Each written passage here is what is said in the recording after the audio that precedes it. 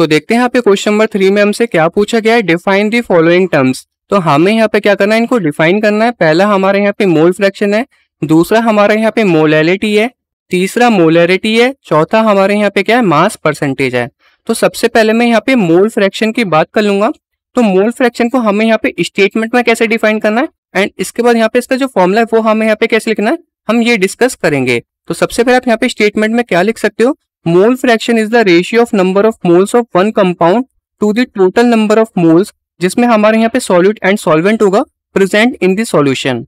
And mole fraction को हम यहाँ पे किससे डिनोट करते हैं, एक्स से डिनोट करते हैं। तो मैं यहाँ पे लिख दूंगा इसका फॉर्मूला यहाँ पे क्या हो जाएगा, एक्स इक्वल टू, तो ये हमारे यहाँ पे क्या हो जाएगा, mole fraction of a component equal to number of moles of component, number of moles of the component divided by ये हमारे यहाँ पे क्या हो जाएगा, total number of moles of all component, total number of moles of all component.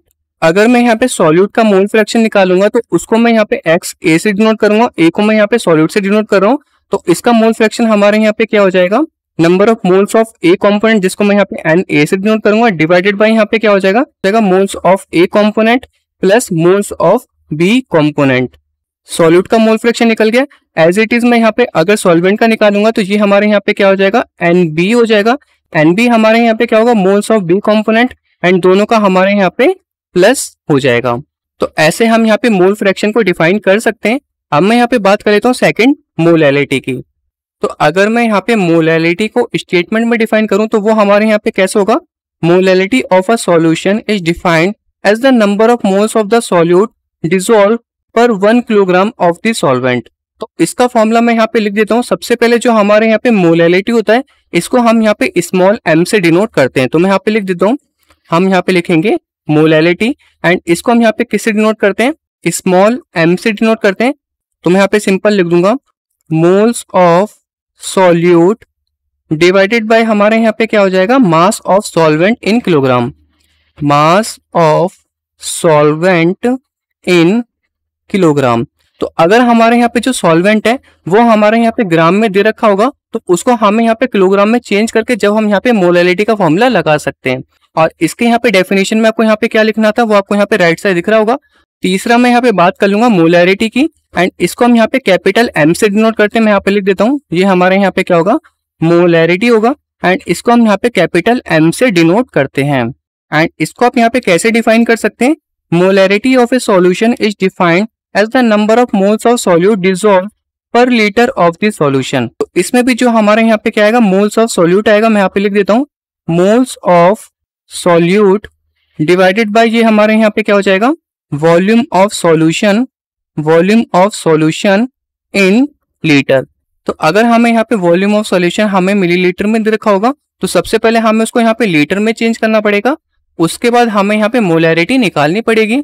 तो ये आपको यहाँ पे पता चल गया होगा कि मोलैरिटी को हम यहाँ पे कैसे डिफाइन कर सकते हैं, स्टेटमेंट से भी एंड फॉर्मूले से भी। अब मैं यहाँ पे बात कर लेता हूँ उसके लास्ट पार्ट की, जो कि हमारे यहाँ पे क्या है, मास परसेंटेज। क्या है हमारे यहाँ पे, मास परसेंटेज। तो इसको हम यहाँ पे कैसे डिफाइन कर सकते हैं, the mass percentage of A component in a given solution is the mass of the component पर 100 ग्राम ऑफ द सॉल्यूशन।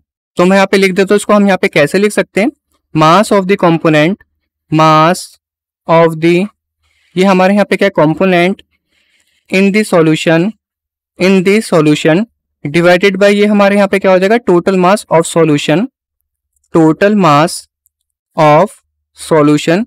हम यहाँ पे क्या निकाल रहे हैं, मास परसेंटेज निकाल रहे हैं। तो हमें यहाँ पे 100 से मल्टीप्लाई करना पड़ेगा। तो जैसे कि हमें यहाँ पे दो मास कंपोनेंट दे रखे हैं, एक हमारे यहाँ पे क्या है, WA है, एंड दूसरा हमारे यहाँ पे क्या है, WB है। अगर हमें यहाँ पे ए कंपोनेंट का मास परसेंटेज निकालना है तो आप कैसे निकाल सकते हैं, मैं यहाँ पे लिख के बता देता हूँ। Mass percentage of A component equal to हमारे यहाँ पे क्या हो जाएगा, mass component of A divided by हमारे यहाँ पे क्या हो जाएगा, mass component of A plus mass component of B. तो ये हमारे यहाँ पे आ जाएगा WA plus WB। As it is अगर मैं यहाँ पे मास परसेंटेज बी का निकालूं तो वो हमारे यहाँ पे क्या हो जाएगा, मास परसेंटेज ऑफ बी, ये हमारे यहाँ पे आ जाएगा WB, एंड नीचे हमारे यहाँ पे दोनों ऐड हो जाएंगे। तो हम यहाँ पे मास परसेंटेज निकाल रहे थे तो दोनों में हमें यहाँ पे 100 से मल्टीप्लाई करना पड़ेगा। होप आपको इस क्वेश्चन का आंसर समझ में आ गया होगा। अब हम चलते हैं अपने नेक्स्ट क्वेश्चन की तरफ।